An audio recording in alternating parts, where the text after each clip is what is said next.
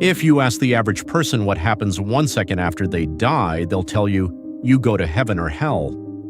It's the foundation of modern religion, the theme of 1,000 movies, and the comfort offered at every funeral. But there's a problem. If you take a journey through the actual Hebrew and Greek scriptures, that version of the afterlife is strangely missing. Today, we are deconstructing one of the biggest traditions in history. We're going to look at why the Old Testament writers didn't believe in an immediate afterlife, why Jesus called death a sleep, and how a Greek philosopher named Plato actually hijacked your Sunday school lessons. To understand death in the Bible, we have to start where the Bible starts, the Old Testament. For the ancient Israelites, there was no pearly gates, there was only Sheol. Sheol wasn't a place of punishment like the modern hell, nor was it a paradise. It was the common grave of mankind. Look at Psalm 6:5.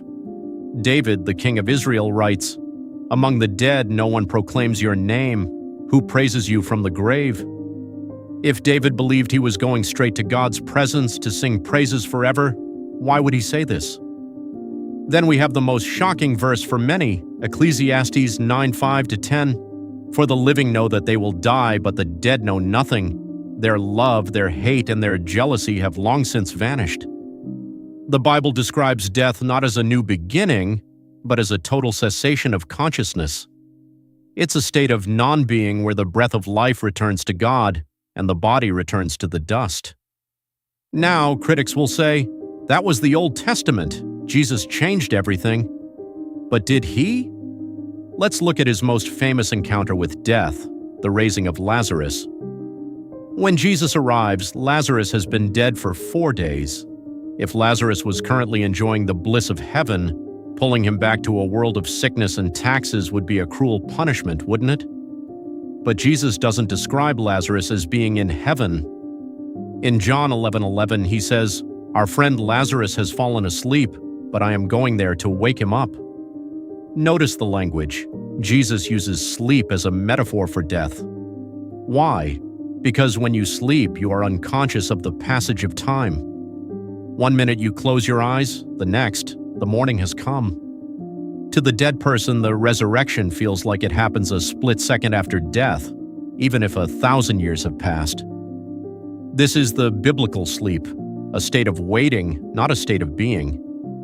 So, if the Bible is so consistent about death being a sleep or a state of nothingness until the resurrection, where did the instant afterlife come from? The answer isn't found in Jerusalem, it's found in Athens. Greek philosophers like Plato taught the immortality of the soul, the idea that the soul is a separate, ghost-like entity trapped in a prison of a body. When the body dies, the soul escapes. As Christianity spread into the Greek-speaking world, these pagan ideas began to blend with Scripture.